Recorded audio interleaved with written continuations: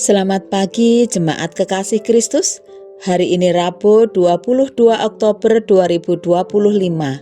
Kita belajar dari kitab Injil Lukas pasal 23 ayat 33 sampai 43. Lukas pasal 23 ayat 33 sampai 43. Demikianlah firman Tuhan. Ketika mereka sampai di tempat yang bernama Tengkorak, mereka menyalibkan Yesus di situ dan juga kedua orang penjahat itu, yang seorang di sebelah kanannya dan yang lain di sebelah kirinya. Yesus berkata, "Ya Bapa, ampunilah mereka, sebab mereka tidak tahu apa yang mereka perbuat." Dan mereka membuang undi untuk membagi pakaiannya. Orang banyak berdiri di situ dan melihat semuanya. Pemimpin-pemimpin mengejek dia. Katanya, "Orang lain ia selamatkan, biarlah sekarang ia menyelamatkan dirinya sendiri, jika ia adalah Mesias, orang yang dipilih Allah." Juga prajurit-prajurit mengolok-olokkan dia. Mereka mengunjukkan anggur asam kepadanya dan berkata, "Jika engkau adalah raja orang Yahudi, selamatkanlah dirimu." Ada juga tulisan di atas kepalanya, "Inilah raja orang Yahudi." Seorang dari penjahat yang digantung itu menghujat dia. Katanya, "Bukankah engkau adalah Kristus? Selamatkanlah dirimu dan kami." Tetapi yang seorang menegur dia. Katanya, "Tidakkah engkau takut, juga tidak kepada Allah, sedang engkau menerima hukuman yang sama? Kita memang selayaknya dihukum, sebab kita menerima balasan yang setimpal dengan perbuatan kita, tetapi orang ini tidak berbuat sesuatu yang salah." Lalu ia berkata, "Yesus, ingatlah akan aku, apabila engkau datang sebagai raja." Kata Yesus kepadanya, "Aku berkata kepadamu, sesungguhnya hari ini juga engkau akan ada bersama-sama dengan aku di dalam Firdaus." Tema kita, pengakuan yang jujur. Percakapan dua orang penjahat yang ikut disalibkan di samping kiri dan kanan Yesus mengingatkan kita bahwa Yesus tidak bersalah. Namun, dia ikut disalibkan di antara penjahat-penjahat.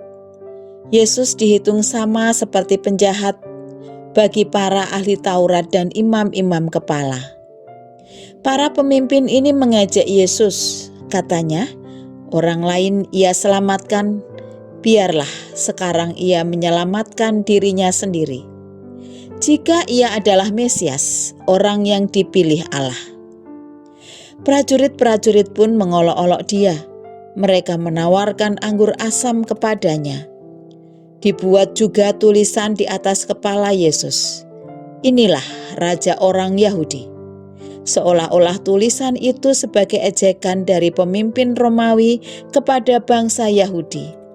Tanpa mereka sadar, pemimpin Romawi sendiri mengakui Yesus adalah raja, dan itu benar karena Yesus adalah raja, bukan hanya untuk Yahudi, melainkan raja yang menyelamatkan dunia. Dua orang penjahat disalibkan bersama dengan Yesus. Satu penjahat mengolok-olok Yesus, namun satu orang penjahat lainnya menyesali kejahatan yang diperbuatnya dan ia merasa hukumannya itu setimpal dengan kejahatannya. Si penjahat ini mengaku bahwa perbuatannya jahat. Dalam keberdosaannya, ia mengakui Yesus adalah raja. Meski saat itu mereka sama-sama tersalib, ada ungkapan iman dari dalam hatinya bahwa Yesus sebagai raja mampu menyelamatkannya. Yesus pun mendengar pengakuan dosa si penjahat ini dan melihat iman melalui kata-katanya. Yesus mengampuninya dan berkata, "Hari ini juga engkau akan ada bersama-sama dengan aku di dalam Firdaus." Kita patut bersyukur karena Yesus adalah Raja yang menyelamatkan dunia. Tak ada pemimpin atau raja-raja di dunia ini yang mampu seperti Yesus. dengan penuh kasih sayang dan pengorbanan menyelamatkan dunia ini. Pengampunannya membuat kita selamat. Ingat, ada janji Allah bagi kita. Sebesar apapun dosa dan pelanggaran kita, tidaklah terlalu berat baginya untuk menebusnya. Dengan catatan, kita mau jujur mengakui kesalahan di hadapan Yesus, menyesali perbuatan kita, dan bertobat. Mari kita berdoa. Terima kasih Tuhan, kami boleh membuka kembali mata kami pagi ini dan kami siap untuk melakukan aktivitas kami. Berkatilah kami sehingga kami mampu melakukan yang terbaik untuk kemuliaan nama Tuhan melalui setiap pekerjaan yang kami lakukan.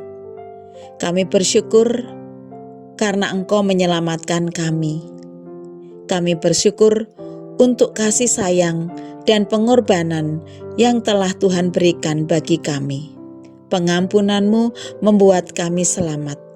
Karena itu tolonglah kami untuk selalu jujur mengakui kesalahan di hadapan-Mu dan menyesali perbuatan kami. Bapa di surga, kami serahkan hidup kami sepenuhnya ke dalam tangan kasih-Mu, di dalam nama Tuhan Yesus Kristus, Juru Selamat kami yang sejati. Amin.